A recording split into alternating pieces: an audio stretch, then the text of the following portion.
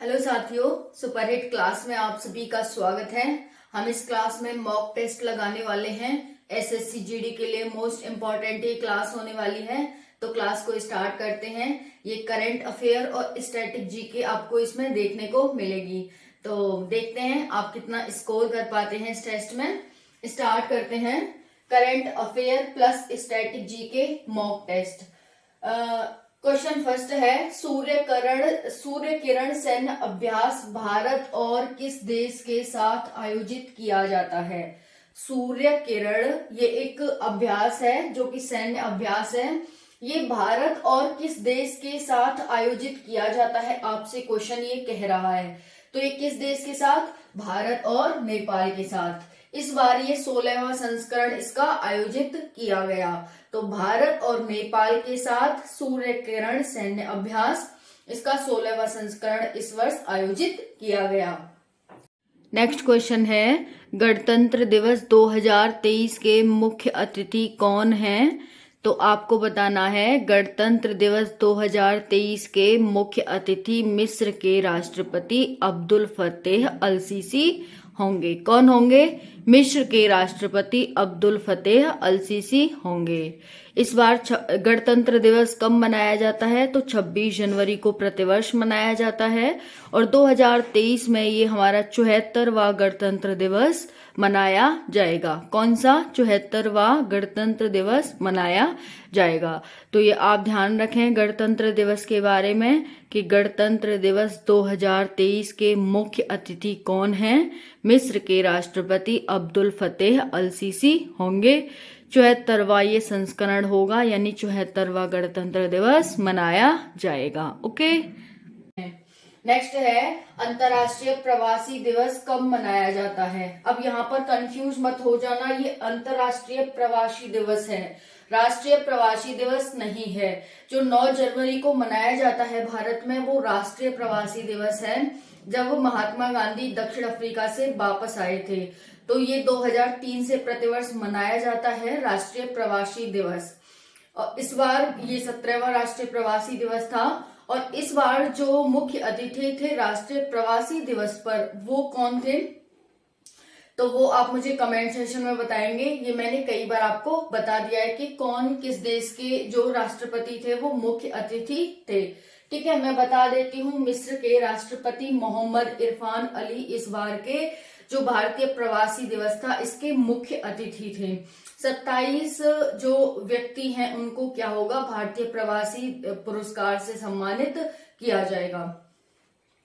तो ये अंतर्राष्ट्रीय प्रवासी दिवस है। ये कब मनाया जाता है? हो सकता है एग्जामिनर आपसे राष्ट्रीय प्रवासी दिवस न पूछ करके अंतर्राष्ट्रीय प्रवासी दिवस पूछ ले, तो इसलिए आपको ध्यान रखना है ये 18 दिसंबर को मनाया जाता है, 18 दिसंबर को। नेक्स्ट है, जॉर्जियो मेलानी किस देश की प्रधानमंत्री बनी है? जॉर्जियो मेलानी किस देश की प्रधानमंत्री बनी है? आंसर हो जाएगा इटली की। किसकी? इटली की। ये यूरोप का एक देश है। नेक्स्ट है, सलाम आरती का नाम बदलकर क्या कर दिया गया है? सलाम आरती, तो आपको यहां से क्वेश्चन बनता है कि सलाम आरती कहां पर होती थी, पहला क्वेश्चन।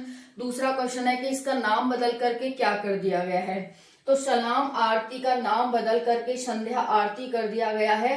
ये कर्नाटक में सलाम आरती के नाम से एक आरती पूजा की जाती थी। ठीक है, तो ध्यान रखेंगे कर्नाटक सरकार द्वारा इसका नाम बदल दिया गया है, संध्या आरती कर दिया गया है। नेक्स्ट है, विजय दिवस कब मनाया जाता है? विजय दिवस कब मनाया जाता है? आंसर इज 16 दिसंबर को। भारत ने पाकिस्तान को धूल चटाई थी, हराया था इस दिन, इसी को हम विजय दिवस के उपलक्ष्य में मनाते हैं। तो आपको ध्यान रखना है विजय दिवस कब मनाया जाता है। आंसर इज 16 दिसंबर को। अब नेक्स्ट क्वेश्चन है हमारा, 40 दिनों के गहन शीतकालीन अवधि को चिल्लई कला के नाम से कहा जाना जाता है? 40 दिनों की गहन शीतकालीन अवधि को चिल्लई कला के नाम से कहा जाना जाता है? तो आंसर हो जाएगा जम्मू कश्मीर में। जम्मू कश्मीर में 40 दिनों की गहन शीतकालीन अवधि को चिल्लई कला के नाम से जाना जाता है। यहाँ पर देख सकते हैं ये जो 40 दिन होते हैं इसे 3 पार्ट्स में डिवाइड किया जाता है। पहला जो होते हैं 10 से 15 दिन, उसको हम चिल्लई कला के नाम से जानते हैं। फिर जो नेक्स्ट होते हैं वो चिल्लई खुर्द के नाम से जाना जाता है। और फिर जो नेक्स्ट 10-12 दिन होते हैं उसे हम चिल्लई बचे के नाम से जानते हैं। तो आपको ये ध्यान रखना है, ये 3 पार्ट्स में इसे डिवाइड किया जाता है। कुछ दिन तक चिल्लई कला चलता है, चिल्लई खुर्द और चिल्लई बचे। तो यहाँ पर ये इस तरह से है कि 40 दिनों की गहन शीतकालीन अवधि को चिल्लई कला के नाम से कहा जाना जाता है। तो आंसर हो जाएगा जम्मू कश्मीर में। अब ये सोचो कि दक्षिण भारत, पश्चिम भारत, पूर्व भारत में इतनी ज्यादा ठंड पड़ रही है, तो जो जम्मू कश्मीर, लद्दाख जो बिल्कुल बर्फ में स्थित है, उनके यहाँ पर क्या हाल हो रहा होगा, है ना। तो इसीलिए ये आप ध्यान रखेंगे, जम्मू कश्मीर। नेक्स्ट क्वेश्चन है, नातू नातू किस फिल्म का गाना है? कौन सा? नातू नातू किस फिल्म का गाना है? तो आप बताएंगे RRR जो मूवी है तमिल की, ठीक है, जो दक्षिण भारत तमिल मूवी है RRR, वो है S राजामौली के द्वारा ये निर्देशित है मूवी। इसी का गाना है नातू नातू। तो नातू नातू किसका गाना है? RRR का। किसके द्वारा निर्देशित है? तो S राजामौली के द्वारा। ये किस भाषा की फिल्म है? तो ये तमिल भाषा की फिल्म है। नेक्स्ट है, भाषा का पहला खाद्य संग्रहालय कहाँ, भारत का पहला खाद्य संग्रहालय कहाँ स्थापित किया गया है? ये भारत का पहला खाद्य संग्रहालय होगा, कहाँ पर स्थापित किया गया है, जिसमें खाद्यान्न को हम संग्रहण कर सकते हैं, ऐसा संग्रहालय, उसी को हम खाद्य संग्रहालय कहते हैं। तो ये तमिलनाडु में स्थापित किया गया है। तमिलनाडु में एक और अभी हाल ही में करंट में रहा था कि जानवरों के लिए पहली एम्बुलेंस भी तमिलनाडु के द्वारा चलाई गई है। जानवरों के लिए पहली एम्बुलेंस, कि अगर जानवरों के कोई घर तो होते नहीं है, अगर उनको कोई दिक्कत हो जाती है, कभी कभी बाइक वाले, गाड़ी वाले भी उनको मतलब कुछ होते हैं कि अपने आप से मारते हैं कि हट नहीं रहा, ये नहीं कर रहा, वो नहीं कर रहा ठंड में। पर आप सभी जानते हैं कि जानवर हैं वो रोड के किनारे सोते हैं, रोडों पर सो जाते हैं, ठीक है। तो इस वजह से क्या होता है, बहुत सारे जो जानवर होते हैं उनको हानि हो जाती है, चोट लग जाती है। तो उसके लिए क्या किया है, तमिलनाडु सरकार ने एम्बुलेंस की सुविधा की गई है तमिलनाडु में। नेक्स्ट है, भारत का पहला जल प्रमाणित राज्य कौन सा है? भारत का पहला जल प्रमाणित राज्य गोवा बन गया है। अगर हम यूटीज यानी केंद्र शासित प्रदेश की बात करें तो जम्मू कश्मीर हो जाएगा। अगर हम जिला की बात करें कि भारत का पहला जिला जल प्रमाणित कौन सा बन गया है, तो आंसर हो जाएगा बुरहानपुर, जो कि MP का है, ठीक है। तो जिला केंद्र शासित प्रदेश यानी यूटी और राज्य, तीनों आपको ध्यान रखने हैं। राज्यों में गोवा, यूटी में जम्मू कश्मीर और जिले में बुरहानपुर। नेक्स्ट है, यूपी का पहला गांव हर घर RO पानी पहुंचाने वाला कौन सा बन गया है? यूपी का एक गांव है जिसने कि हर घर जल, उस गांव में हर घर के पास RO का पानी होगा, ठीक है। तो ये पहला, भारत का पहला गांव बन गया है। तो आप ध्यान रखेंगे ये कौन सा है, भरतौल गांव है। भरतौल गांव किस जिले का है? तो बरेली जिले का भरतौल गांव हर घर पानी पहुंचाने वाला, वो भी RO का पहला गांव बन गया है। नेक्स्ट है, अंतरिक्ष की निगरानी के लिए भारत की पहली वेधशाला किस राज्य में स्थापित की जाएगी? इसके लिए अंतरिक्ष की निगरानी के लिए भारत की पहली वेधशाला किस राज्य में स्थापित की जाएगी? तो आप बताएंगे उत्तराखंड में। कहां पर? उत्तराखंड में। नेक्स्ट है, यूपी की पहली मुस्लिम महिला फाइटर पायलट बनी है। यूपी की पहली मुस्लिम महिला, ये पहली मुस्लिम महिला है जो NDA का एग्जाम इन्होंने क्लियर किया है, और ये पहली बार कोई मुस्लिम महिला फाइटर जेट, फाइटर प्लेन उड़ाएगी, ठीक है। तो आप ध्यान रखेंगे कि ये यूपी की पहली मुस्लिम महिला होंगी, जिनका नाम क्या होगा? सानिया मिर्जा होगा।